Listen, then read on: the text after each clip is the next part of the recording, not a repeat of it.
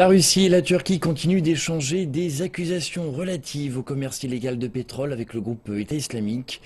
Les accusations de Moscou visent les plus hautes sphères turques, puisqu'elles concernent la famille du président turc Recep Tayyip Erdogan. Ankara a déclaré être en possession de preuves que la Russie a bénéficié d'échanges au marché noir. Les deux nations se sont engagées dans une joute verbale depuis que la Turquie a battu un jet russe proche de la frontière entre la Turquie et la Syrie en novembre. Pour l'année 2015, on estime que le groupe État islamique a généré au moins 500 millions de dollars via l'exportation illégale de pétrole. Cela représente une production allant jusqu'à 50 000 barils par jour.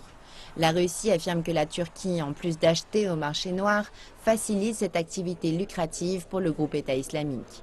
Elle avance notamment ces images pour le prouver.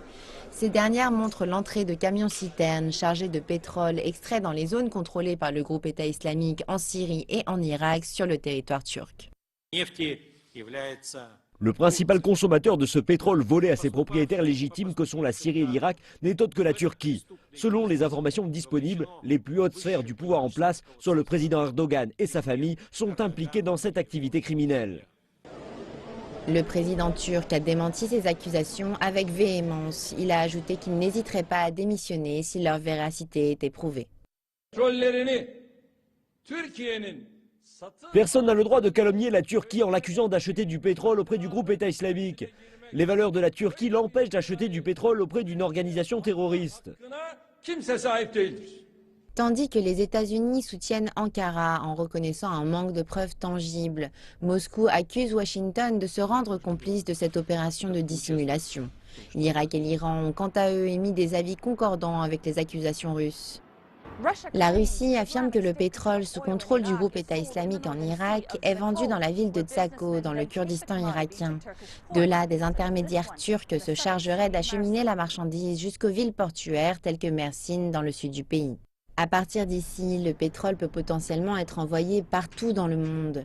Des camions transportant du pétrole kurde traversent la Turquie depuis 2014. Les Kurdes irakiens exportent du brut via la Turquie contre le gré de l'Irak qui décrit ce commerce comme illégal.